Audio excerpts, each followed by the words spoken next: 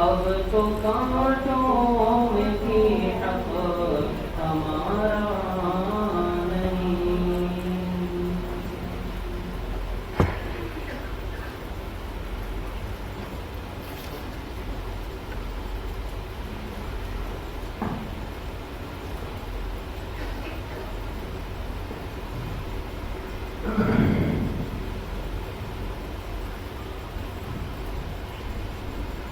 الحمد لله وكفى وسلام على عباده الذين اصطفى خصوصا على سيد الرسل وخاتم الأنبياء وعلى آله وأصحابه الأتقياء. أما بعد فأعوذ بالله من الشيطان الرجيم. بسم الله الرحمن الرحيم. والذين تبوأوا الدار والإيمان من قبلهم يحبون من هاجر إليهم ولا يجدون في صدورهم حاجة مما أوتوا ويؤثرون على أنفسهم ولو كان بهم خصاصة. وقال رسول الله صلى الله عليه وسلم المدينة حرم ما بين عين إلى ثور. يا رب صل وسلم دائما أبدا على حبيبك خير الخلق كلهم. تمام حضرات ایک مرتبہ محمد سے درود شریف پڑھیں. اللهم صل على محمد وعلى آل محمد كما صليت على إبراهيم وعلى آل إبراهيم إنك حميد مجيد. اللهم بارك على محمد وعلى آل محمد كما باركت على إبراهيم وعلى آل إبراهيم إنك حميد مجيد. میرے انتہائی قابل قدر دوستوں، بھائیوں اور بزرگوں، الحمدللہ آج اس مبارک سلسلے سیرت طیبہ کی 21ویں مجلس میں اللہ نے ہم سب کو بیٹھنا نصیب کیا ہے. اللہ پاک سب کے اس آنے کو، بیٹھنے کو، سننے اور سنانے کو اپنی بارگاہ عالیہ میں قبول فرمائے اور ہم سب حاضرین اور حاضرات کے ظاہر اور باطن کی اصلاح کا ذریعہ بنائے. بات یہاں تک پہنچ چکی تھی کہ جناب نبی کریم صلی اللہ علیہ وسلم مکہ مکرمہ سے ہجرت فرما کے مدینہ طیبہ تشریف لے آئے. یہ بات بار بار آپ کے سامنے آ رہی ہے کہ آپ علیہ الصلوۃ والسلام کی مبارک زندگی کے کل حصے کتنے بنتے ہیں؟ 3 حصے. پہلا حصہ وہ ہے جسے ہم کہتے ہیں ولادت سے لے کر بعثت تک، پیدائش سے لے کر نبوت کے ملنے تک. اس کی کل مدت کتنے سال ہے؟ 40 سال. اس پہ بات الحمدللہ ہو چکی ہے. دوسرا حصہ آپ کی زندگی کا ہے بعثت سے لے کر ہجرت تک، یعنی جس سال اللہ نے آپ کو نبوت دی 40 سال کی عمر میں، تو نبوت ملنے سے لے کر پھر ہجرت، جس دن آپ مدینہ طیبہ ہجرت فرما کے تشریف لے گئے، یہ آپ کی مبارک زندگی کا دوسرا حصہ ہے. اور اس کی کل مدت کتنے سال ہے؟ 13 سال. تو 40 اور 13 53 سال. اس پہ ہم بات الحمدللہ پوری کر چکے ہیں. آپ کی مبارک زندگی کا جو تیسرا اور اہم ترین آخری حصہ ہے وہ ہے ہجرت سے لے کر وفات تک، یعنی مدینہ طیبہ تشریف لانے کے بعد سے لے کر جس دن آپ دنیا سے پردہ فرما گئے، یہ آپ کی زندگی کا تیسرا آخری اور اہم ترین حصہ ہے. اور اس کی کل مدت کتنے سال ہے؟ 10 سال. یہ جو تیسرا آخری حصہ ہے اس کو کہتے ہیں مدنی دور. کون سا دور؟ اس لیے کہ یہ 10 سال آپ نے مدینہ طیبہ میں گزارے، اس لیے یہ مدنی زندگی کہلاتی ہے. تو آپ علیہ الصلوۃ والسلام کی جو مدنی زندگی ہے، مدنی دور ہے، یہ زندگی کا اصل ترین حصہ ہے. اور اب ہم انشاءاللہ اس پہ بات شروع کریں گے کہ مدنی زندگی میں آپ علیہ الصلوۃ والسلام نے کس ترتیب پہ یہ 10 سال گزارے.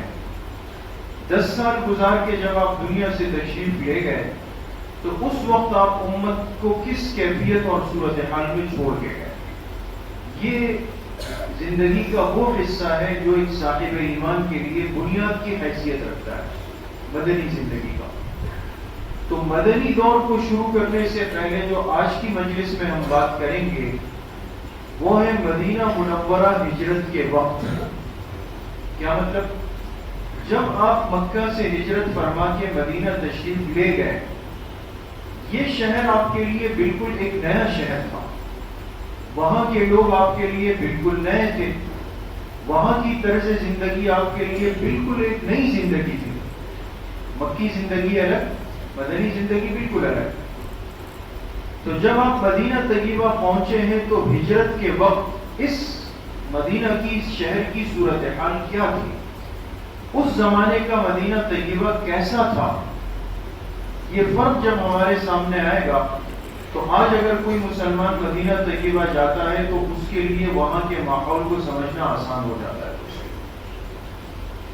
تو ہجرت کے وقت مدینہ طیبہ کی کیفیت کیا تھی، یہ ہماری آج کی مجلس کا اصل موضوع ہے۔ جی، اس میں ہم بات کریں گے ہجرت کے وقت مدینہ منورہ، اس میں کل 5 باتیں۔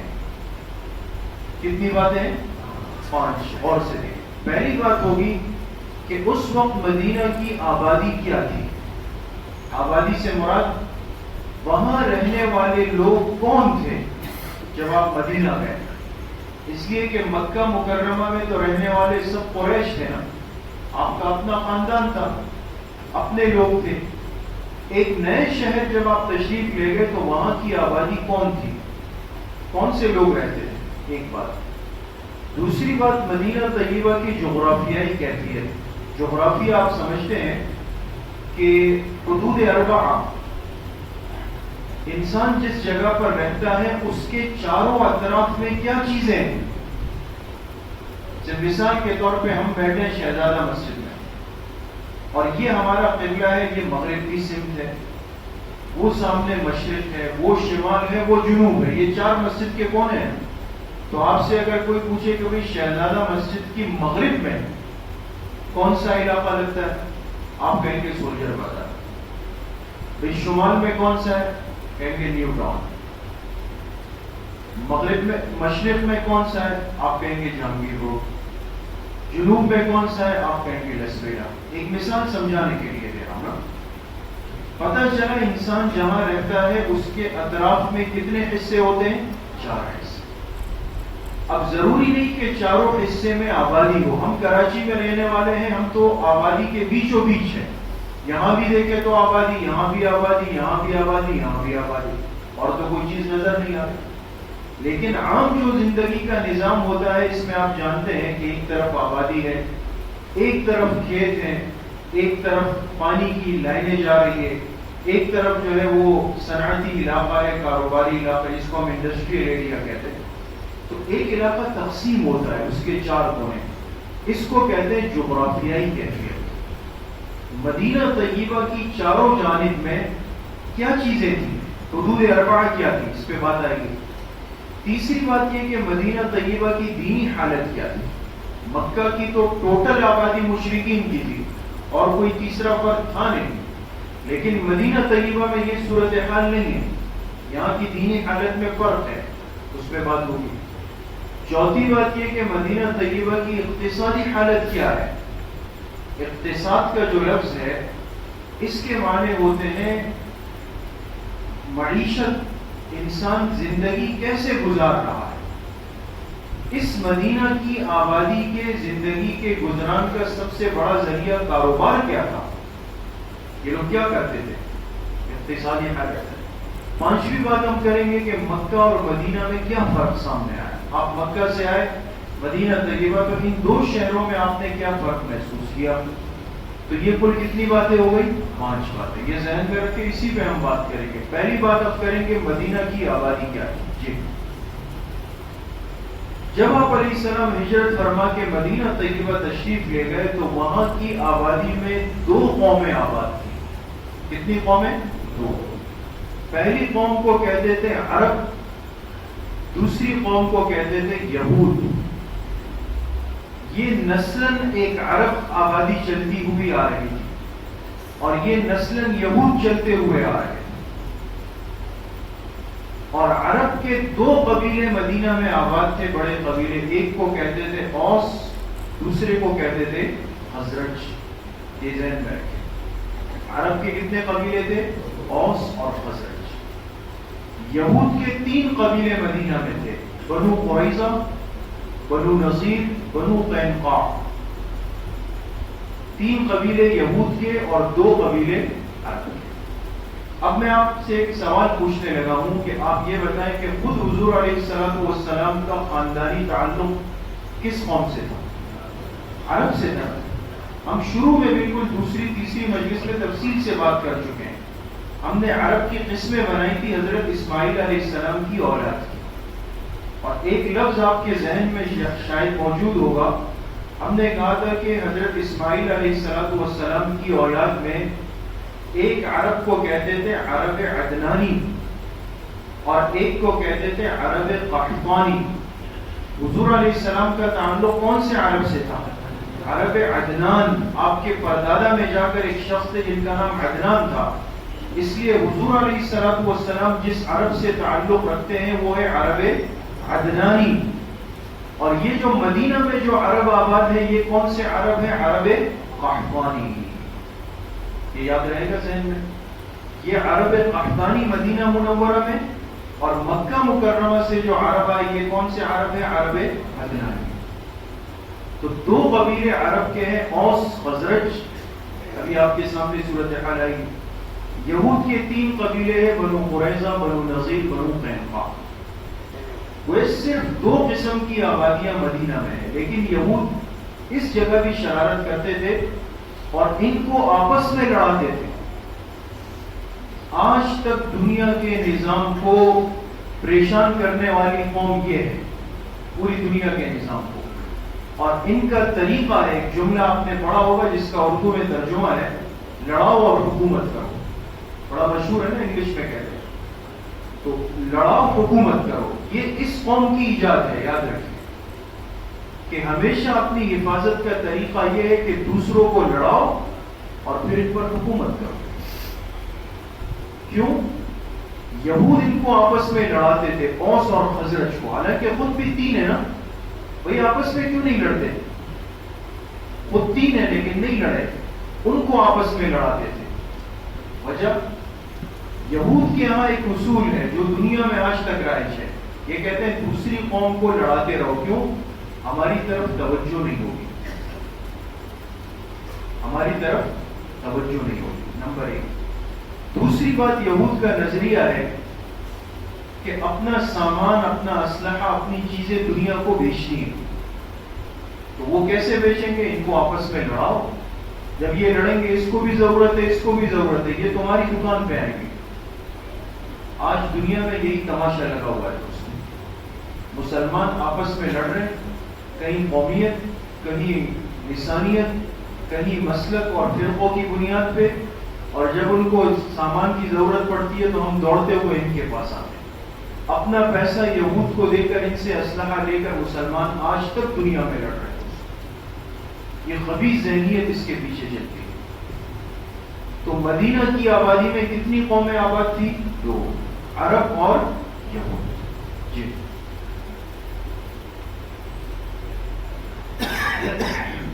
اب آپ دیکھیں یہ ایک نقشہ ہے، اس سے آپ کو سمجھ آئے گا کہ عرب کے جو 2 قبیلے تھے اوس اور خزرج، یہ مدینہ میں کہاں پر تھے، اور یہود کے 3 قبیلے بنو قریظہ، بنو نذیر، بنو قینقاع، یہ کہاں پر تھے۔ یہ جو ہے، یہ جو گرین کلر ہے، یہ کیا ہے؟ مسجد نبوی ہے دوستو، یہ کیا ہے؟ مسجد نبوی۔ اچھا، اب ایک چیز سمجھ لیں، میں نے آپ سے عرض کیا کہ ہر جگہ کے کتنے کونے ہوتے ہیں؟ 4۔ یہ ہے مدینہ کا مشرق، یہ ہے مغرب، یہ ہے شمال، اور یہ ہے جنوب، ٹھیک ہے۔ اب یہ ہے اوس قبیلہ، عرب کا ایک قبیلہ ہے نا اوس، تو یہ آپ بتائیں کہ مسجد نبوی کی کس سمت میں آباد ہے؟ مشرق میں۔ اوس مشرق میں تھے، اور خزرج کہاں پر تھے؟ یہ دیکھیں، یہ خزرج کا ایک حصہ یہاں پہ ہے اور ایک حصہ یہاں پہ ہے۔ اچھا، اوس یہ بھی ہے نا، یہ ذہن میں رکھیں، اوس کا ایک خاندان مشرق میں ہے اور اوس کا ایک خاندان جنوب میں ہے مدینہ کے۔ یہ جو ہے یہ مسجد نبوی کے ساتھ، اس کو ہم کہیں گے وسط۔ وسط کے معنی آج کل ہم کرتے ہیں سینٹرل، کراچی سینٹرل جس کو کہتے ہیں، وسطی، درمیانے شہر کا درمیان۔ تو خزرج کا ایک حصہ بالکل مدینہ کے وسط سینٹرل میں تھا، اور ایک حصہ جو تھا وہ کس میں تھا؟ شمال میں تھا. سمجھ میں آ گئی؟ تو عرب کے قبیلے آباد تھے مشرق میں، جنوب میں، وسط میں اور شمال میں. اب یہود کے جو 3 قبیلے تھے وہ کہاں پر تھے؟ دیکھیں، یہود کا یہ قبیلہ یہ کیا ہے؟ بنو قینقاع. یہ دوسرا قبیلہ ہے بنو قریظہ. یہ تیسرا قبیلہ ہے بنو نذیر. یہ بنو نذیر ہے، بنو نذیر نہ پڑے اس کو. یہ 3 قبیلے. اس میں بنو قینقاع تو کہاں پر ہے؟ مشرق میں. یہ جو 2 قبیلے ہیں اور کریں دوستو، یہ ہے مشرق اور یہ جنوب، ان کے بیچ میں یہ 2 قبیلے آباد ہیں. تو یاد رکھیں جہاں پر 2 سمتوں کے بیچ میں آبادی آ جائے، 2 سمتوں کے بیچ میں، تو اس کو کہیں گے جنوب مشرق. اس کو کیا کہیں گے؟ جنوب مشرق. دونوں کے نام اس میں آ جائیں گے. تو خلاصہ یہ نکلا کہ عرب کے 2 قبیلے ہیں، اوس اور خزرج. اور یہود کے کتنے قبیلے؟ 3، بنو قینقاع، بنو قریظہ اور بنو نذیر. آپ دیکھیں یہ بالکل مسجد نبوی کے قریب یہ ساری آبادیاں لگتی ہیں. جی اس نقشے سے آپ کو زیادہ اچھی طرح سمجھ آئے گا. اچھا، ہم پہلے آپ کو یہود کے 3 قبیلے بتائیں گے. یہ ہے نا بنو نذیر، بنو قریظہ، بنو قینقاع. یہ سرخ دائرے جو بنے ہیں نا، سرخ دائرے، یہ یہود کے 3 قبائل پر ہیں. یہ بالکل آپس میں قریب قریب ہیں. اور یہ آپ دیکھیں یہ مسجد نبوی ہے. اور یہ جو آپ کو ایرو نظر آ رہا ہے یہ حضور علیہ السلام کی ہجرت کا راستہ، مکہ سے قبا، پھر قبا سے ہوتے ہوئے آپ آئے مسجد نبوی. ٹھیک ہے، یہ ہے یہود کے 3 قبیلے جس کے یہ 3 سرخ دائرے بنے. ٹھیک ہے، اب ہے اوس کا قبیلہ. جہاں گرین دائرہ بنے گا، گرین کلر کا، ہرے کلر کا، یہ اوس کی آبادی ہے. یہ بنو عوف، جی بنو امیہ، یہ اوس ہے سب. بنو معاویہ، بنو عبد الاشہل، بنو ظفر، بنو نبیت، بنو حارثہ. یہ اوس کے قبائل ہیں جہاں گرین دائرے بن گئے. اب جہاں بلو کلر کے دائرے بنیں گے یہ ہے خزرج والے، بنو حارث، بنو زریع، بنو حارث، بنو واقف، بنو عوف، بنو سالم اور بنو بیاضہ. یہ ہے بنو سلمہ. یہ قبائل کن کے ہو گئے؟ خزرج کے. ذہن پہ رکھیں جہاں سرخ دائرے بنے یہ قبائل کون سے ہیں؟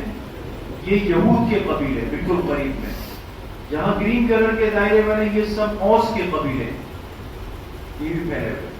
جہاں بلو کلر کے دائرے بنے یہ سب خزرج کے قبیلے. اس آبادی نے پورے مدینہ طیبہ کو گھیرا ہوا تھا. اوس، خزرج، بنو قریظہ، بنو نذیر، بنو قینقاع. یہ جب آپ علیہ السلام مدینہ گئے تو اس وقت مدینہ کی آبادی کی کیفیت یہ تھی. جی دوسری بات ہم شروع کریں گے مدینہ منورہ کی جغرافیائی کیفیت. چاروں جانب میں کیا کیا چیزیں تھیں؟ حدود اربعہ کہتے ہیں 4 کو، حدود کہتے ہیں کناروں کو. چاروں جانب کیا کیا چیزیں تھیں غور کریں. حرات، پہاڑ، نخلستان. یہ حرات کا کیا مطلب ہے دوستوں؟ حرہ عربی میں کہتے ہیں سیاہ رنگ کے نوکیلے پتھر. پتھر آپ جانتے ہیں نا، ایک پتھر وہ ہوتا ہے جو بالکل نوکدار پتھر ہوتا ہے، اور اتنا نوکدار ہوتا ہے کہ نہ آدمی اس پہ پیدل چل سکتا ہے نہ اس پہ سواری چلا سکتا ہے. بعض جگہ آپ نے دیکھا ہوگا سفر میں ایسی آتی ہے کہ اس پہ گاڑی نہیں جائے گی تو پنچر ہو جائے گی. تو وہ سیاہ رنگ کے پتھر جو نوکدار ہو اس کو عربی میں کیا کہتے ہیں؟ حرہ. کیا کہتے ہیں؟ حرہ. اللہ کی شان یہ تھی کہ مدینہ طیبہ کی جو 2 جانب تھی، یعنی مشرق اور مغرب، مشرق اور مغرب دونوں جانب میں حرات تھے. مشرق کی جانب بھی سیاہ رنگ کے نوکیلے پتھر، مغرب کی جانب بھی سیاہ رنگ کے نوکیلے. اس پہ نہ کوئی پیدل چل سکتا ہے نہ سواری پہ چل سکتا ہے. تو گویا اللہ نے قدرتی طور پر حفاظت کا انتظام کیا. 2 جانب مدینہ کی محفوظ ہو گئی. کون کون سی جانب؟ مشرق اور مغرب. اس میں مدینہ کی 2 جانب پہاڑ ہیں. شمال میں جبل احد ہے اور جنوب میں جبل عیر ابھی آئے گا. شمال میں جبل احد پہاڑ ہے, احد پہاڑ جس کے فضائل حدیث میں آتے ہیں. اور جنوب میں کون سا پہاڑ ہے؟ جبل عیر. اور مدینہ کا ایک حصہ وہ ہے جس میں نخلستان یعنی کھجور کے باغات ہیں. آپ سمجھ گئے ایک بات؟ یہ تو اس کے باہر کی چاروں جانب کی کیفیت یہ تھی. اندرونی علاقہ مدینہ منورہ کا جو اندر کا اپنا علاقہ ہے رہائشی, اس میں رہائشی اور زرعی علاقہ. زرعی کس کو کہتے ہیں؟ جہاں انسان زراعت کرتا ہے, فصلیں اگاتا ہے. یاد رکھیں مدینہ منورہ میں فصل دو چیزوں کی ہوتی تھی, ایک کھجور کی اور ایک انگور کی. کھجور اور انگور کی. اس لیے احادیث کی مختلف کتابوں میں آتا ہے کہ صحابہ اکرام انگور کے اور کھجور کے خوشے لے کر آتے تھے اور مسجد نبوی میں لٹکا دیتے تھے. یہ لٹکاتے کن کے لیے تھے؟ جو صفہ میں پڑھنے والے صحابہ تھے, طلبہ, ان کے لیے, ان کی خدمت کے لیے. ان کے کھانے کا اور انتظام نہیں تھا, وہ اٹھ کر اس میں سے کھجور انگور توڑ کے کھاتے تھے. یہ لکھا ہے آتام. آتام عربی میں کہتے ہیں قلعے کو. قلعہ اونچائی پر جو محفوظ گھر بنایا جائے اس کو قلعہ کہتے ہیں. چوتھی چیز تھی قلعہ بند محلے, وہ آبادیاں جس کو ارد گرد سے محفوظ کیا گیا تھا. آپ کی کراچی میں اب جو نئی آبادیاں بن رہی ہے, آپ دیکھیں اس کو باؤنڈری وال کے اندر بن رہی ہے. ایسا ہی ہو رہا ہے. ایک تو ہماری عام آبادیاں ہیں کہ ہم اپنی بلڈنگ میں گھر میں ہیں, لیکن ہمارے علاقے کے ارد گرد کوئی دیوار تو نہیں بنی ہوئی نا. لیکن آپ بحریہ ٹاؤن چلے جائیں, DHA چلے جائیں, فلاں جگہ چلے جائیں, تو دیکھیں اندر ہزاروں گھر ہیں لیکن ارد گرد ایک دیوار بنی ہے. اندر اس کو اس وال نے محفوظ کر دیا. عربوں میں ایک مزاج تھا کہ یہ لوگ قلعہ بند محلے بناتے تھے, ارد گرد ایک دیوار بنا لیتے تھے, اندر اپنا محلہ ہے بالکل محفوظ ہو گیا. یہ اندرونی علاقہ تھا مدینہ کا اور یہ باہر کا علاقہ تھا. اب آپ دیکھیں آپ کو سمجھ آئے گا. جی یہ دیکھیں دوستوں, یہ ہے مسجد نبوی. نظر آ رہا ہے؟ یہ بقی لکھا ہے, یہ بقی کا قبرستان ہے. اس کے ساتھ ہم نے عرض کیا کہ ایک حرہ تھا مشرق میں. یہ دیکھیں مشرق ہے نا, اس کو کہتے تھے حرہ واقم. حرہ کی بات سمجھ میں آئی؟ سیاہ رنگ کے نوکیلے پتھر. ایک مشرق کی جانب یہ سلسلہ تھا اور ایک مغرب میں. اس کو کہتے تھے حرہ وبرا. یہ نام تھے ان کے, حرہ واقم اور حرہ وبرا. یہ بھی سیاہ رنگ کے پتھروں کی زمین, یہ بھی سیاہ رنگ کے پتھروں کی زمین. تو آپ دیکھیں مسجد نبوی اس طرف سے بھی محفوظ ہو گئی, اس طرف سے بھی محفوظ ہو گئی. یہ شمال میں پہاڑ تھا, اس کو کہتے تھے جبل احد. یہ جنوب میں پہاڑ تھا جبل عیر. نظر آ رہا ہے دوستوں؟ سمجھ آ رہا ہے؟ یہ جبل احد ہے اور یہ ہے جبل عیر. یہاں بیچ میں ایک بات عرض کر رہا ہوں.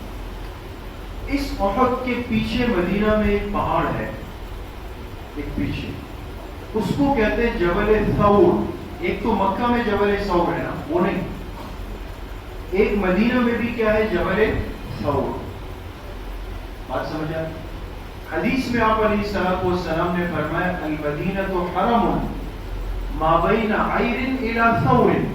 وہ ثور اس کے پیچھے آتا ہے. آپ نے فرمایا مدینہ منورہ بھی حرم ہے, اور اس کی حدود کہاں سے کہاں تک ہے؟ فرمایا جبل عیر سے لے کر جبل ثور تک. کچھ بات سمجھ میں آئی میں جو سمجھانا چاہتا ہوں؟ آپ میں سے جو حضرات حرمین جا چکے ہیں, اللہ پاک سب کو وہاں کی حاضری بار بار نصیب فرمائے. وہاں مکہ مکرمہ میں ایک لفظ بہت لوگ استعمال کرتے ہیں, حدود حرم کا. کہتے ہیں بھئی یہ حدود حرم کے اندر ہے, یہ حدود حرم کے باہر ہے.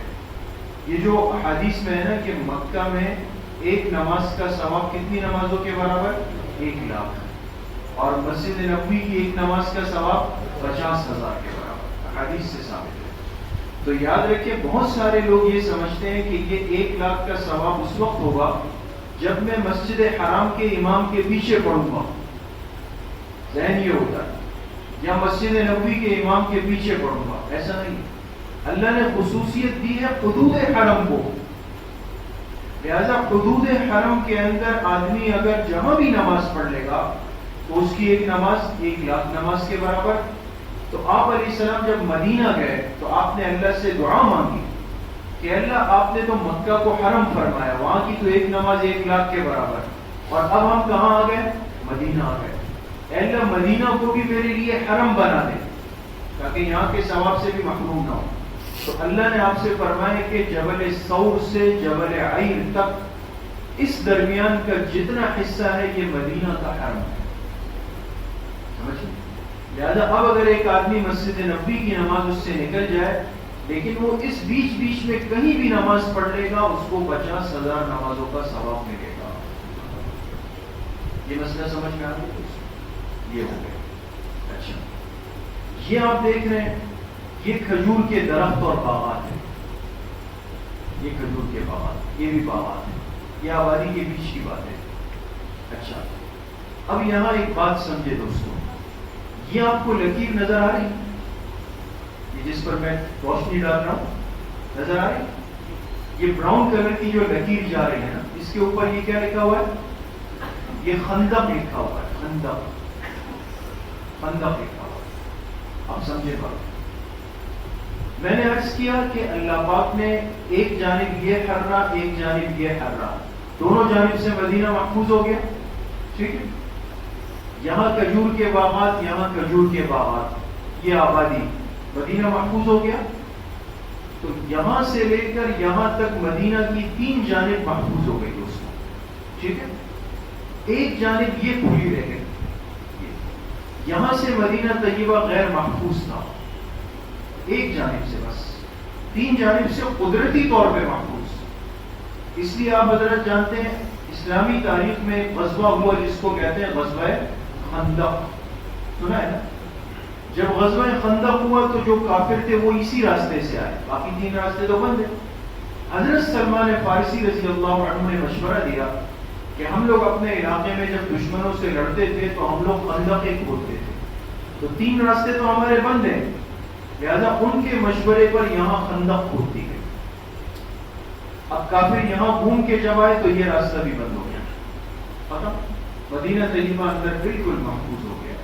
آگے انشاءاللہ جو مستقل درس ہوگا غزوہ خندق پر, اس میں آپ کے سامنے صورتحال مزید واضح ہو جائے. جی یہ باغات کا ایک سلسلہ ہے. جی چلے آپ. اچھا, اب اس نقشے کو ذرا غور سے دیکھیں. یہ ہے مسجد نبوی بالکل بیچ میں. ٹھیک ہے, یہ ہے حرہ واقم, نظر آ رہا ہے؟ یہ اس جانب مشرق کی جانب ایک حرہ, یہ حرہ وبرا, یہ مغرب کی جانب دوسرا حرہ. جی, یہ ہے جبل احد, یہ ہے جبل عیر. سمجھ میں آ رہا ہے؟ یہ کھجور کے باغات, یہ کھجور کے باغات. اچھا, اب جو دائرے بنیں گے نا غور کریں, اس کے ساتھ لکھا ہے وادی مزینب, یہ آبادی ہے مدینہ کی. آپ کو اب محسوس ہوگا کہ اس درمیان مدینہ والوں نے آبادی کیسے بنائی تھی. یہ وادی مزینب, جی, وادی منظور, وادی رانونا, وادی قنات. سمجھ میں آگے بات دوستوں؟ یہ مدینہ منورہ کا جغرافیہ تھا. تیسری بات, مدینہ منورہ کی دینی حالت کیا تھی. ایک تو وہاں پر یہودیت چل رہی تھی, اور ابھی آپ کے سامنے آئی بات کہ یہود کے کتنے قبیلے آباد تھے؟ 3 قبیلے آباد تھے. دوسرا, وہاں پر بت پرستی چل رہی تھی. جو عرب رہ گئے یہ لوگ بت پرستی کرتے تھے عرب میں. مکہ مکرمہ کے تو 100% لوگ بت پرست تھے. مدینہ طیبہ میں بت پرستی کم تھی لیکن ضرور تھی. اور ایک چیز ذہن میں رکھیں, مکہ والوں نے بہت سارے بت بنائے ہوئے تھے نا, سینکڑوں ہزاروں بت. مدینہ طیبہ کے جو لوگ تھے یہ بت پرستی کرتے تھے. انہوں نے صرف ایک بت اپنے لیے مقرر کیا ہوا تھا. کتنے بت؟ ایک. اور اس بت کا نام تھا منات, میم نون الف اور تا. قرآن کریم میں سورۃ النجم میں افرأیتم اللات والعزی ومناة الثالثة الأخرى, قرآن میں اس بت کا تذکرہ ہے. تو یہ عرب کے جو بت پرست تھے، یہ جس بت کی پوجا کرتے تھے، اس بت کا نام کیا تھا؟ منات نام تھا۔ تو آپ جب مدینہ گئے تو آپ کے سامنے دو مذاہب تھے، ایک یہود کا تھا، ایک بت پرست لوگ رہتے تھے۔ جی چوتھی بات یہ کہ مدینہ طیبہ کی اقتصادی حالت کیا تھی؟ وہ لوگ کمائی کے لیے، اپنا پیٹ پالنے کے لیے، اپنے گھروں کو چلانے کے لیے کیا کرتے تھے؟ دو کام کرتے تھے اور سے لے کے۔ نمبر ایک زراعت، کھیتی باڑی، کھیتوں میں کام کرتے تھے، کھجور کی، انگور کی۔ اور نمبر دو کام تھا تجارت کا۔ یہ دو ذریعے تھے۔ لیکن یہ زراعت کا کام کون کرتے تھے؟ عرب لوگ۔ اوس اور خزرج جو عرب تھے نا، یہ کھیتی باڑی کرتے تھے، ان کو اس کام میں مہارت تھی۔ اور جو یہود کے تینوں قبائل تھے، یہ لوگ کیا کرتے تھے؟ تجارت۔ مدینہ میں دو تجارتیں چل رہی تھی، ایک سونے چاندی کی اور ایک کپڑے کا بہت بڑا کاروبار چل رہا تھا۔ کپڑے کا کام، سونے کا کام، جو تجارت کے دو بڑے کام ہیں، دونوں یہود کے قبضے میں، یہود کے قبضے میں۔ اور اوس اور خزرج جو عرب تھے، ان کے پاس کیا تھی؟ زراعت۔ یہ لوگ کھیتی باڑی کرتے تھے، فصلوں میں کام کرتے تھے، زمینوں پر محنت کرتے تھے۔ یہ سمجھ میں ہے؟ اچھا، اب مکہ سے جو لوگ ہجرت کر کے مدینہ آئے حضور علیہ الصلوۃ والسلام کے ساتھ، جو مہاجرین مکہ ہجرت کر کے مدینہ آئے، تو آپ یہ بتائیں کہ مکہ کے رہنے والے لوگوں کا معاشی نظام کیا تھا؟ وہ زراعت کرتے تھے یا تجارت کرتے تھے؟ تجارت۔ آپ کو یاد ہے کہ حضور علیہ الصلوۃ والسلام بھی نبوت ملنے سے پہلے اپنے چچا کے ساتھ تجارت کے لیے کہاں تشریف لے گئے؟ شام۔ اور پھر دوسری مرتبہ حضرت خدیجہ کے غلام میسرہ کے ساتھ دوبارہ تجارت کے لیے کہاں تشریف لے گئے؟ شام۔ سمجھے؟ تو جو مکہ کی آبادی مدینہ آئی، وہ بھی تجارتی ذہن والے لوگ تھے۔ لیکن اب معاملہ دیکھیں، تھوڑا سا یہاں غور کریں دوستو۔ مکہ سے آنے والے جو مہاجرین تھے، مہاجرین وہ تجارت جانتے تھے، لیکن جب مدینہ پہنچے، مدینہ ان کا استقبال کرنے والے انصار، اوس اور خزرج، وہ کیا جانتے تھے؟ زراعت جانتے تھے۔ سمجھے؟ جو میزبان بن رہا ہے ان کو زراعت کا کام آتا ہے، اور جو مہمان بن کے گئے وہ تجارت جانتے تھے۔ لہذا جب یہ لوگ پہنچے، مدینہ طیبہ پہنچے، تو وہاں کے انصار نے ان کو اپنی زمینیں پیش کی۔ آدھی زمین آپ کی، آدھی میری، لہذا آدھی زمین میں آپ کام کریں، آدھی میں کریں۔ ان کو تو زراعت سے تعلق نہیں تھا۔ انہوں نے کہا آپ کو آپ کی زمینیں مبارک ہو، اللہ آپ کو جزائے خیر دے، ہمیں بازار کا راستہ دکھائیں تاکہ ہم لوگ جا کے تجارت کر سکیں، بوجھ نہیں بنے۔ مکہ سے آنے والے مہاجرین مدینہ کے انصار پہ بوجھ نہیں بنے۔ دوستو، کاش امت مسلمہ اس بات کو آج سمجھے۔ آج بھی دنیا میں جگہ جگہ حالات امت مسلمہ پہ خراب ہوتے ہیں، ان کو مجبوراً اپنی جگہ چھوڑ کے آنا پڑتی ہے، علاقہ چھوڑنا پڑتا ہے۔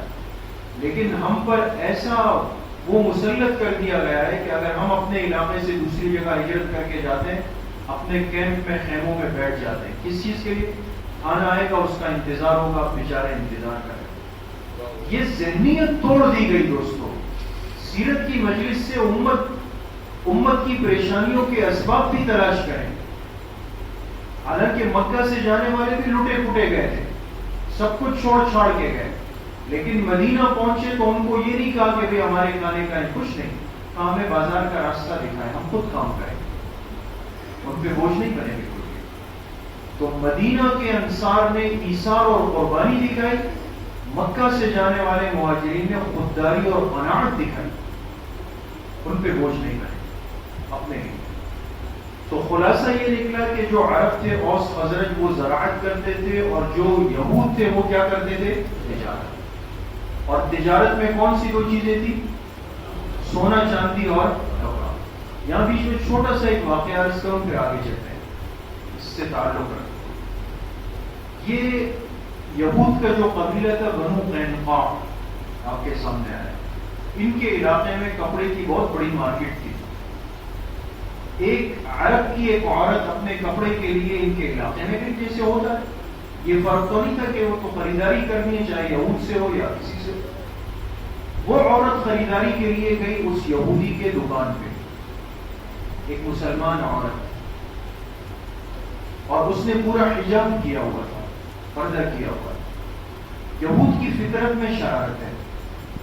اب وہ عورت اپنے لیے کپڑا دیکھ رہی ہے تو اس کے جو نقاب تھا پیچھے کی طرف، جو نقاب ہوتا ہے مستورات کا، اس یہودی نے کیا شرارت کی کہ ایک دھاگا لیا، دھاگا نہیں ہوتا چھوٹی سی رسی، وہ اس عورت کے نقاب سے پیچھے باندھ دی اور اس کا دوسرا سرا لے کر کسی اور چیز سے دکان سے باندھ دیا. آپ سمجھیں؟ اس کے نقاب کو پیچھے ایک دھاگے سے باندھ دیا. اس عورت کو تو نہیں پتا تھا.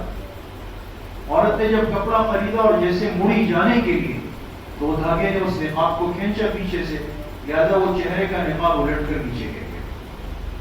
عورت کا چہرہ کھل گیا، حجاب کھل گیا. اب جو یہودی تاجر بیٹھے ہوئے تھے وہ سب ہنسنے اور پھاپڑے مارنے لگے، ایک مذاق اڑایا.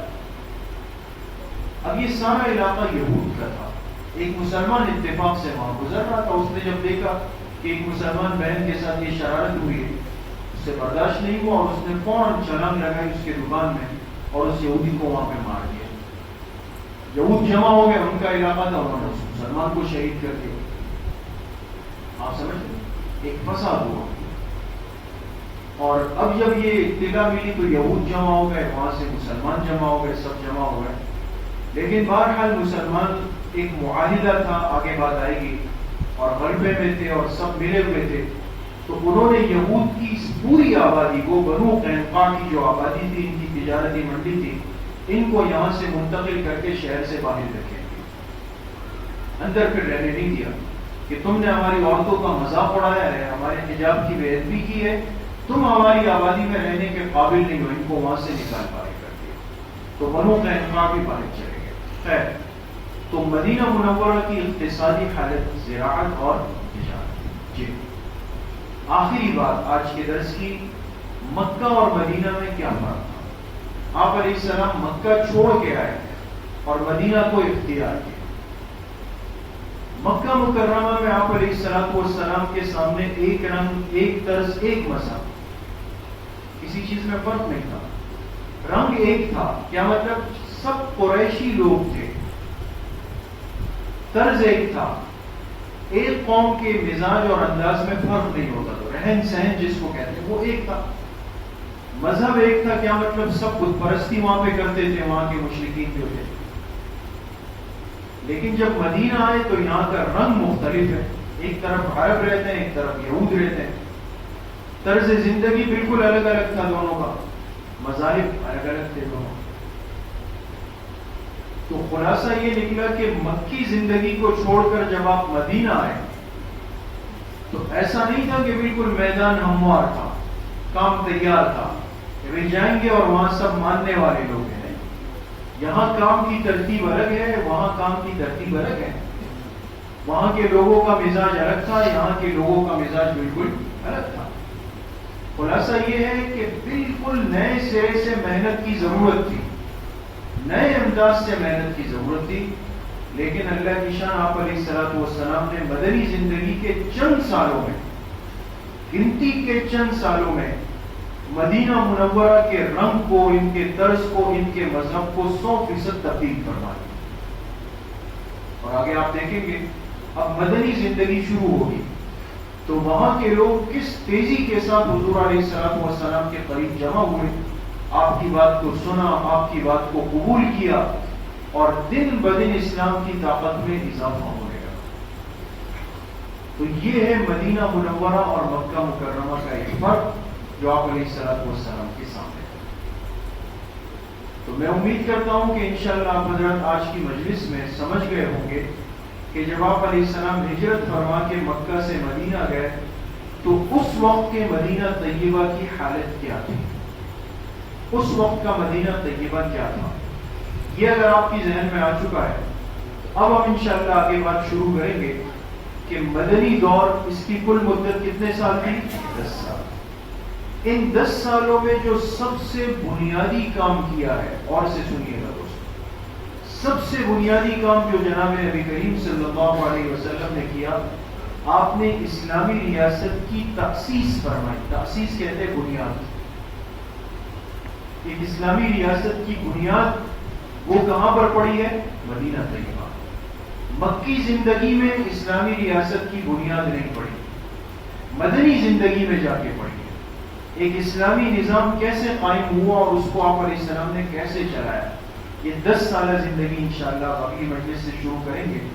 اللہ پاک مجھے بھی آپ سب کو صحیح عمل کی توفیق نصیب فرمائے.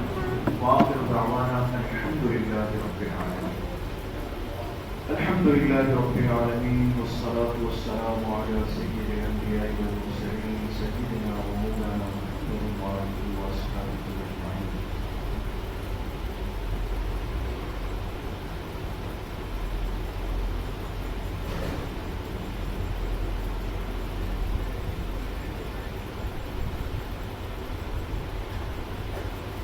ہمارے ساتھی ہیں، ان کی اہلیہ بیمار ہے، ان کے لیے خاص دعا فرمائے. اللہ پاک ان کو شفائے کامل عاجل نصیب فرمائے. برکتوں والی اولاد اللہ پاک ان کو نصیب فرمائے. اور جتنے بیمار اس مجلس میں ہو، گھروں میں ہو، اسپتالوں میں ہو، اللہ پاک سب کو شفائے کامل عاجل نصیب فرمائے. وصلی اللہ وسلم علی نبینا محمد وعلی آلہ واصحابہ اجمعین. السلام علیکم.